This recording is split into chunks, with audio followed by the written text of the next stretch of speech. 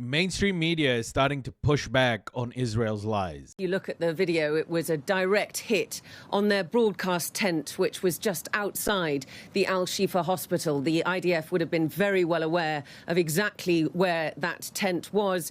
And within a matter of minutes, they had already published their statement saying that they had eliminated the Anas al-Sharif, who they label a Hamas terrorist. They say that he was head of a Hamas cell. They had previously released what they said were compelling documents to prove his Hamas affiliation. They describe him as a terrorist who posed as a journalist for the Al Jazeera network, and they've released a lot of documents claiming that. Those have been unconfirmed. The Committee to Protect Journalists, as are the whole journalistic community, are outraged against what they call a targeted assassination of these five Al Jazeera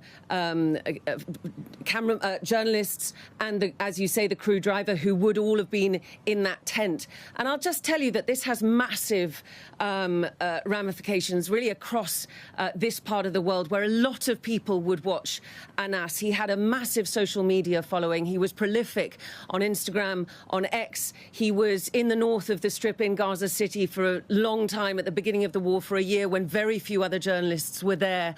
A lot of people knew about him. You know, in my taxi on the way into the bureau this morning, I was looking at one of the videos, and the driver said, "Is that about Anas? We were all crying about him last night. My little daughter was crying because he has a little daughter. He had a little daughter her age." I think that shows you what kind of an impact he had in this part of the world. Options are running out for mainstream media. Either they can keep running the same Hasbro and face massive backlash, or they can start challenging Israeli talking points and begin to do some real journalism. Israel's go-to tactic whenever they kill anyone of prominence is that that person was Hamas. Every single time. And yet the media hardly pushes back. I am of the opinion that after everything that's happened through this genocide, mainstream media in no way can survive in its current form. It needs to be dismantled and replaced with something far more equitable for all.